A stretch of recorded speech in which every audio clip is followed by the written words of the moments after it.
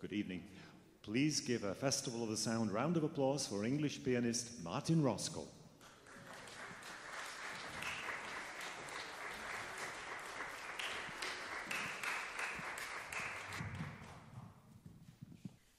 Martin Roscoe is making a welcome return to the Festival of the Sound here. He's one of the busiest pianists in England, with many concerts throughout the UK and abroad in centres both large and small. He's artistic director of the Ribble Valley International Piano Week. That's a festival in the northwest of England, and it took place immediately before Martin came here to Paris Sound. He's also artistic director of the Beverley Festival, and that's on the other side of the country in the northeast. He teaches at the Guildhall School, that's down in London, and he lives in the Lake District, which is definitely not in London. So, Martin, where is home? What do you call home? Well, home is definitely the Lake District now. I've always lived in the north of England. I'm originally from Merseyside, but I spent a long time living in Lancashire and now live in the wonderful Lake District. But I must say that I do spend a lot of time travelling, both by road and rail, as well as the flights. But I don't regret it for a minute. It's a wonderful place to live. Good, beautiful part of the country. Now, has the Lake District always been home, or did you grow up elsewhere? Well, I grew up on Merseyside, so. But I remember the first time I went on holiday to the Lake District. I have two brothers, and I think they went fishing with my father, and I was taken. I'm the youngest one, to the Lake District by my mother, and I was so entranced by the place, and for years and years I always wanted to go back there and to immerse myself in the atmosphere of the place. And then eventually I started to enjoy actually walking on the hills, and that's still a big passion, but I've been living there for 17 years now. So you and Elgar walk the hills, the Malverns and the Lake District. The Malvern Hills aren't really that big, though.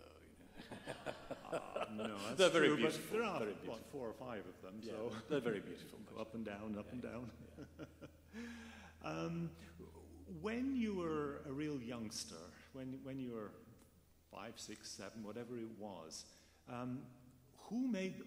did anybody make the decision that Martin Roscoe would play the piano?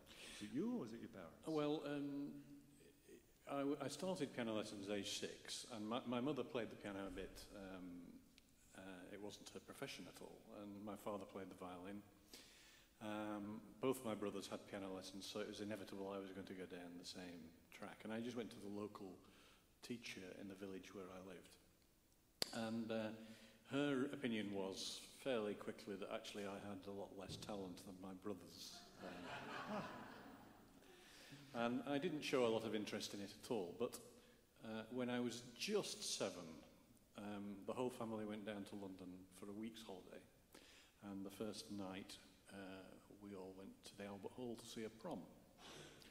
And I was the only member of the family who stayed awake throughout the entire evening. I was so entranced by the spectacle of the BBC Symphony Orchestra and Sir Malcolm Sargent, remember him? Oh, yes. And the sound of the Berlioz Symphonie Fantastique just blew me away. And when I got back home, they couldn't get me off the piano at all. And we had lots of books of music in the house. I basically taught myself to read. And William Tell Overture was a favourite, not in the Liszt arrangement, in a much easier arrangement, which... because it was the theme music for the Lone Ranger, which I was very keen on the TV. And so I actually found this theme music in a book. I thought, I've got to learn this. And that's why. But I mean, also Beethoven sonatas we already had in the house, Mozart, Chopin, and lots of other things. But often I found myself turning to the Star Folio books of overtures and symphonies. Yeah. And so I sort of got to know lots of symphonies and overtures. But this is a sort of enhanced sight reading in a way. Yeah. Just to understand the work. When people do that, they don't always want to work at technique and No. polish. No, well, yet, no, you know, you I had clearly no do that. technique and no polish. All right, so you were a bad student. But I was passionate about music. Yes. And I also read books about composers, even, you know, aged 8 or 9, I knew the life of Weber and so on and so forth.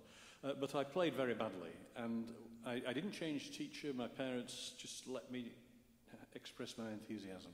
Mm. And when I was about, I think, either 12 or 13, my father suggested I might like to try a competitive festival locally. Oh, yes. And so I turned up and I played, it was a sonata class, classical sonata class. I played the first movement of the Waldstein by Beethoven, never having had a lesson on it. And there were about 30 pianists played, and when the adjudicator came to read out the remarks, and he got to me, and this was wrong and that was wrong, rushing here, scramble left hand, not enough dynamic, blah, blah, blah. But it wasn't destructive at all. Everything he said was perfectly fair, and I didn't feel upset by it at all. But I came well down the cohort. And that was the point at which my father said, I think we need to change teacher here. So. Aha. So this is when technique came into play. Well, I was taken to my parents did some research, and there was a professor from the Royal Manchester College of Music also working at the Royal Academy who lived in Liverpool. And I was taken to play to him. And he was a very imposing man, and a wonderful man, actually, because I subsequently did study with him. But this was just an interview to an assessment, an advice audition. And I took along the first movement of Rachmaninoff's Second Piano Concerto, never having had a lesson on it, but having heard a recording. And he only heard about 3 or 4 minutes of me playing this, and he said to me, yeah, it was very good. And what else have you been playing recently? And I said, well, for my teacher, I've been learning a Haydn sonata. And he said, oh, which Haydn? And I said, Joseph. Well, that was Gordon's reaction. It was this huge roar of laughter. And I went bright red, you know. And I said, well, he did have a brother called Michael. Which he said, oh, yes, well, I'm glad you know about that sort of thing. Anyway, but I think the important thing was he gave me some sight reading to do. And he saw that actually I could read very well. And he said to my father, well, you know, he's obviously got talent, but he needs to change a teacher. And he recommended a different teacher. He didn't have time to do it himself. So this other teacher heard me play, and this time I did play the Haydn and a Mendelssohn Song Without Words. And her assessment was, well, I don't normally take private students, but he's so undisciplined, I'll have to do something about it. So the books of Beethoven sonatas and Rachmaninoff were firmly on one side, and out came Bach inventions, Kramer etudes, Beringer finger exercises. I taught that it actually was important to decide which finger you were going to put on any note in a piece. Yeah. How old were you at this stage? 13 now. 13, okay. And to listen to what I was doing. Yes. That was almost the most crucial thing. I'd never been taught, you know, to listen critically. And within a year, I was back on Haydn sonatas, early Beethoven, which not the Waldstein. So it was a fantastic sort of turnaround, and to have that training rather late by comparison with so many young musicians. Very late, yeah. Did you know at this stage that you wanted to pursue the piano professionally, or was it just something within music that you were aiming for? I'm not sure I can really answer that question. I've never really known, to be honest. I mean, it seemed to be the natural progression. I mean, I loved playing the piano. But I still go back to the thing which really blew me away was the sound of the orchestra. And I still now think that had I've always been incredibly interested in orchestral music and the colours of different instruments. Yes. And also, you know, I love the chamber music repertoire, string quartets, opera. I almost feel as though, you know, the way I play the piano is to some extent affected by my love for the other repertoire. Yeah, I'd like to talk about that, but in a minute. But let's just stay with the chronology. I want to go into that in detail. Playing the piano, particularly for someone in their early teens, it can be a lonely sort of pursuit because hours and hours of just physical practice is necessary to be able to play what your eyes see. Yeah. Some of us took up a second instrument to be social about music. Did you have a social outlet with your music? It's funny you should mention that, because that was a crucial part of my development. I mean, when I changed school, aged 11, I had the opportunity to learn another instrument. And I think I was slightly at the point of losing interest in the piano. I wasn't doing as much on it, but I started to learn the cello. And this fired me up again. And I returned to the piano with renewed vigour also. But I also quite rapidly progressed on the cello because I could read well and all that sort of thing. So I was quite soon in the local youth orchestra on the cello, and therefore I did have that social aspect that you're referring to. Yeah. But what you say is quite right. I think it is quite a lonely profession from many points of view. Yeah. I mean, I do a huge amount of chamber music now, and of course I absolutely love that. So what's so wonderful about Paris Sound, meeting other musicians that like what you're going to hear later on, the Brahms. I mean, I only met these three gentlemen on Tuesday, Yegor on Monday and the others on Tuesday. So that's been wonderful. And you mentioned chamber music. You mentioned Yegor. I heard you play the Beethoven A major sonata, the Opus 69, and there was some outstanding playing in that. It was just wonderful. I'm talking both on a musical and a technical level here. The piano, you were playing as a soloist. You were playing as a duo pianist, a duo partner, in a sonata where both instruments are equal. And you were also playing an accompanying role, all three, often certainly within different phrases, but often within the same phrase and sometimes within the same bar. Yes. I mean, how, on such a short notice, do you produce such a outstanding performance? Because I was blown away. Well, very kind. I mean, I loved doing it. I must say I really enjoyed playing with Yegor, and we've just been talking about possibly trying to make sure we work together again quite soon. Well, the body language alone sort of said that you're having fun. Yeah, great. I think, to answer your question specifically, I think all of those things are true, but you've got to know when you are accompanying in a duo like that, and when you are having the leading role. Obviously, that's done by study and experience, I suppose. But, I mean, the same applies with piano concertos. I mean, there are many places in piano concertos where the orchestra have a more important role than the soloist. And if you think about it, it only just occurred to me as you were asking the question, if I'm playing a piano sonata, I have to have those internal debates with myself about what is less important and what gives way here, and so on. And, I mean, a lot of the sonatas of Beethoven, if you look at them on the page, they actually look like string quartets or string trios. The way Beethoven's written the parts out on the two staves. Or in other places you can imagine the sound of orchestra. In the Tempest Sonata, for example, you can hear the timpani. Yes. So all these things come into play, I think.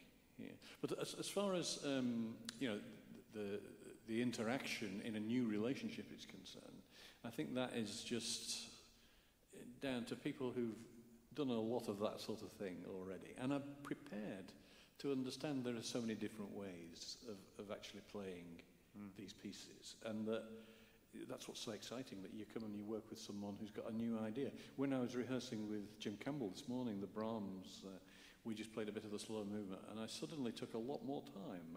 It's not something I'd ever done before, but in one place, and Jim said, "Oh, I love that. I've never heard that before." And he must have played the piece like 200 times or something, the Brahms F9. And that is a wonderful experience when, these things happen in these situations, and hopefully they then communicate to the audience. The relationship between the piano an instrument, whatever the instrument in chamber music, is very different from when the composer wrote the piece. The pianos were very different back in the 19th century, 18th century. Have you ever played on early pianos? Have you ever been tempted to seek that? I haven't. No. I actually don't like the sound of them very much. Sorry. I know you're not supposed to say that, but I tell you there's one wonderful pianist who records on forte pianos, and he has obviously got a fantastic instrument, which is apparently a modern replica of a graph. Okay. And that's Ronald Brautigam, the Dutch pianist. I tell you, he can play on a modern concert grand wonderfully too. So. Are you happy, this question out of left field, are you happy with the way the piano has evolved? Because it's changed from an intimate instrument, quite an intimate instrument, to now a monster. It can be a monster, and but you know, every piano is different, and I don't like harsh-toned instruments at all. And we've got this one here is wonderful. I think very mellow Yamaha. But sometimes, if you're playing at the proms, you need a piano that's got some real kick and an incisive sound. So then the piano is obviously prepared for that as well. String players obviously have,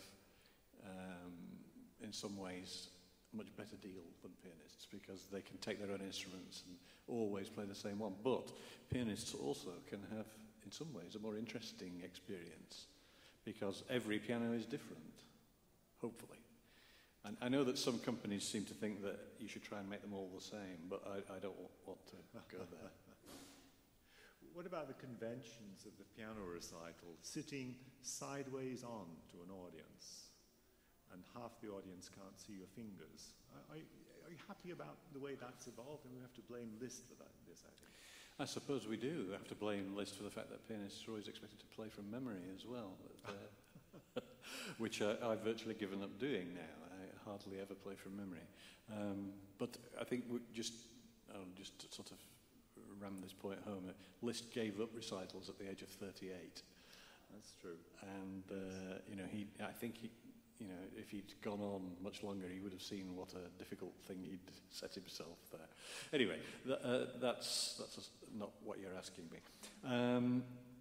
I think more important for me than the visual aspect is the sound. Now, if a piano had been designed in another way, but I mean, it has to be that the lid of the piano throws the sound out here. So with a piano like this, I don't think there's another way of doing it. If you take the lid off a piano, the sound dissipates too much. Yeah. Just looking at your repertory list, and certainly the music you played this week and what I saw from last year at the Festival of the Sound, it's huge, Martin. You're something of a musical omnivore, if I can put it that way. What is the core? Is there a core to that repertory? The last few years I've been recording all the Beethoven sonatas, and I think I'm sort of getting more and more in that direction now towards the first Viennese school. I'm now going to start recording Schubert. Yes. Brahms is a huge love of mine. I think there's still plenty to go on there. What I'm trying not to do so much of, when I make an exception of Dochnagny, is specifically learn pieces for recordings, because the company wants me to do it. And I think as time goes on, I find it harder to learn notes. But I mean, the breadth and scope of my repertoire, it goes back to those early years, I think. The fact I can learn very quickly because of all that manic reading I did when I was when other boys were playing football and doing proper things. Is the repertory that you won't play? Increasingly, I'm very wary of contemporary music, partly because it's so difficult to learn. So there is that. Unfortunately, I have got very Catholic tastes, so there are only a Haydn. Do you do Haydn? Oh, I do. I love Haydn. Yes, I play about 16 of the sonatas in my recitals. Yeah. Foray? Foray, I love Foray. I don't play much of the solo stuff. I play a lot of the chamber music, but I do love it, yeah. And people like Szymanowski recorded the complete Szymanowski, the complete Nielsen for piano. Do these find their way into your programs? Well, sometimes they do. Nielsen, it's 2 discs. I have a particular passion for Nielsen's symphonies, and I think some of the piano music is unjustly neglected, and so I wanted to do that very much. Szymanowski is very difficult music, both to play and to listen to, I think. Wonderful, often wonderful music. But my recordings, which came out mostly in the 1990s, have been very well received in his native Poland. So I've been called upon to go to Poland to play Szymanowski a few times, which is something I feel, oh no, much as I like the music and so on, is this really, do they know what they're letting themselves in for? Could be Chopin as well. Well, I play a lot of Chopin, and I've also included Chopin. I've been cheeky enough to do that in Poland, to play Chopin to the Poles. Do you listen to your own recordings? Hardly ever, to be honest. There's a lot of listening involved in the preparation for the release. So you go to the studio and you record for 2 or 3 days, and there's a lot of listening during the sessions. But then the producer produces what's called the first edit. He sends it to me for approval. I listen 2 or 3 times maybe, and then I comment, that I thought that I speeded up in this bar, I don't want to do that, or I can hear a tiny little bit of a wrong note in this bar, please remove that. So then they take that away, and it's sent again as a second edit, and I listen again 3 or 4 times. And then eventually, when I think it's, and the producer, of course, also, we agree this is what we want. I hardly ever listen after that. Because you still hear the edits in your mind. Are there other pianists, a Desert Island Disc sort of a question, are there other pianists, whether real recordings or recordings you could wish for, other pianists that you would take to that desert island? There are a huge number of absolutely fantastic pianists around, and one of my teaching colleagues in London, Hamish Milne, said to me a few years ago, he said, I've come to the conclusion that there are no great pianists, only great performances. And I sort of see what he's getting at, because you could hear, in a piano competition sometime, an 18-year-old give the most fantastic performance of the Chopin Fourth Ballade or something like that. But if you hear, and then you hear them again a few weeks later play something else, and it may be slightly disappointing. I think that also applies to even my greatest colleagues. But I've got a very long list. I always find myself returning to those old recordings of Edwin Fischer playing Bach, Schnabel playing Beethoven, Cortot playing Chopin, Rachmaninoff playing himself, so on and so forth. But yes, I don't spend a lot of time listening to piano recordings. If I'm listening to recordings, it's usually string quartets or symphonies. When you were, way back in the day, when you were studying, did you have role models as pianists? Well, that's a very good question, actually, Keith. I actually went to college when I was just 16, and so I was sort of immersed even more in it there. And we're talking about the late 1960s, early 70s. That was just when Alfred Brendel came over to the UK. And I'm sure they'd been available before, but I acquired a lot of his recordings that he'd made already 10, 15 years earlier in Austria. Vox and Turnabout. Exactly so, yes. And I found those very inspirational. And in the end, eventually I did get to play to him in masterclass, and I found that I could still remember everything he told me. I found that very inspirational. Interestingly, things I've heard more recently I haven't enjoyed anything like so much. And I haven't always enjoyed his live performances, but I can still think of 3 or 4 which I have, been absolutely bowled over by the imagination, the intellectual control, but also the communication of the character of the music. And some of your own core repertory that you've defined is Brendel's core yes, repertory, absolutely. the Beethoven, that's Schubert, right. Yeah. Someone else who I saw several times who was wonderful was Rubinstein. And he was already very old. I mean, the last time I saw him, he was 89. And he walked out onto the platform at the Free Trade Hall in Manchester like this. And the entire audience stood up at a standing ovation without having to play a note. I mean, there were frailties in the playing, but there was always something very moving in the program. Yes. And I can still hear those things. Yeah. Well, you're going to be playing Brahms in a few minutes, piano quartet. So I've got to let you go for that. But I can't resist this question. You have 2 festivals of your own, and I hope you're going to be a regular visitor here at the Festival of the Sound. And you play in many other festivals, so you are in a unique position of being able to compare and contrast them. How does the acoustics of this place stack up? The acoustics are great, yeah. And I mean, I unfortunately spend quite a bit of time on Facebook, and I put a post on Facebook last night about what a warm, friendly audience it is here, because I'm constantly being stopped either in the foyer here or outside or in the street in the Mad Hatter Cafe or whatever. Mr. Roscoe really loved your Brahms or your Schubert or whatever. The Algar Quintet was wonderful. That sort of thing doesn't seem to happen much in the UK. It's, really? Yeah. And people come from all over here as well. I mean, there's some people from the UK here. Yes. And the States, of course. Yeah. But I think the hall is great. It's an ideal size, and lovely big stage. You can do whatever you want here, I think.